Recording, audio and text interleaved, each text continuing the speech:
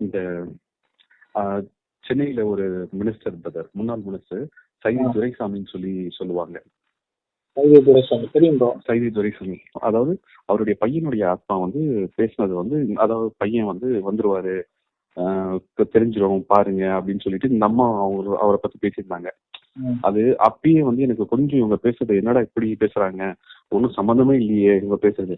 ஆனா அப்போ இங்க பேர் என்ன, சேலம் பக்கத்துல ஒருத்தர் இருக்காரு, ஓகேங்களா, அவரு செம்மையா ப்ரெடிக்ட் பண்ணியிருந்தாரு. அவர் பேர் மறந்துச்சு. அவர் ஆவிகளோட பேசுறாரு. அவரு ரொம்ப சின்ன வயசு அவருக்கு. அவரு பாத்தீங்கன்னா தண்ணியில 3 பேரும் விழுந்தோம், ஆனா என்ன ஏதோ வந்து முக்கிடுச்சு அப்படின்னு சொல்லி அவர் சொல்லுவாரு. அதாவது தண்ணிக்குள்ள ஒரு உருவம் இருந்தது, அந்த உருவம் என்ன அழுத்திடுச்சு அப்படிங்கிறாரு. அவர் எதை சொல்ல வர்றாருன்னு பாத்தீங்கன்னா, நம்ம இந்த மனுஷங்க சொல்லுவாங்க, ஹிமாலயஸ் பக்கத்துல அவங்க இருக்காங்க. உங்களுக்கு தெரியுமான்னு தெரியல, அவங்க பேர் வந்து இங்கிலீஷ்ல தான் நான் இது உண்டு, கரெக்ட். அது வந்து இவரை வந்து அழுத்தி சாகடிச்சது அப்படின்னு ரொம்ப தெளிவா சொல்லியிருப்பாரு.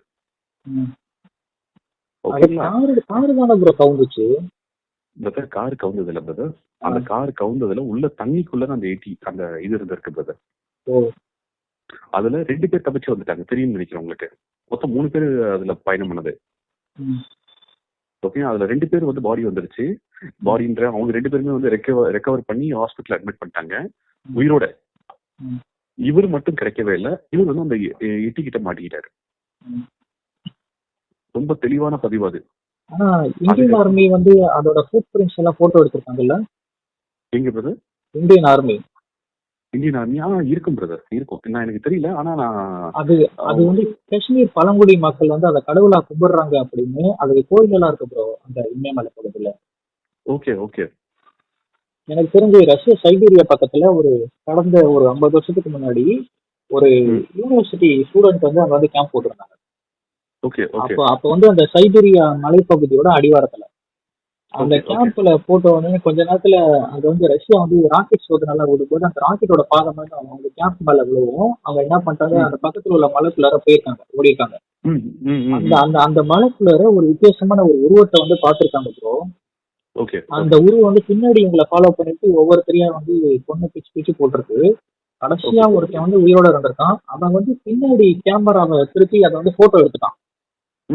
அந்த போட்டோ வந்து இன்னைக்கு வந்து கூகுள்ல தேடிதான் கிடைக்கும். நான் அந்த போட்டோ உங்களுக்கு அனுப்பி வைக்கிறேன். அது இருக்கிறது 9 feet ஹைட்ல இருக்கு. ஆனா அது வந்து ஒரு ரியல் போட்டோ. ஏன்னா அந்த 3 நாளுக்கு அப்புறம் போலீஸ் போய் அந்த கேமரா எடுத்து அதை பிரிண்ட் போட்டு பார்க்கும்போது அந்த உருவத்தை வந்து பாத்துருக்காங்க. அது வந்து நம்ம ராமாயணத்துல சொல்லப்படுற அந்த ஜாம்பவான் கேரக்டரோட அப்படியே பர்ஃபெக்டா மேட்ச் ஆகுது ப்ரோ. கண்டிப்பா. ஏன்னா அதுக்கப்புறம் வந்து அந்த மலையை சுத்தி சில மைக் எல்லாம் வச்சு அதோட வாய்ஸ் எல்லாம் வந்து ரெக்கார்ட் பண்ணி பாத்துருக்காங்க. எந்த ஒரு அனிமல் கூடயுமே அந்த வாய்ஸ் வந்து மேட்ச் ஆகல. அதுக்கப்புறம் நார்த் இந்தியாலயும் அந்த வீட்டுக்கு பின்னாடி உள்ள ஒரு கேமரால அந்த உருவம் வந்து பதிஞ்சிருக்கு. 9 feet ஹைட்ல இருக்கு.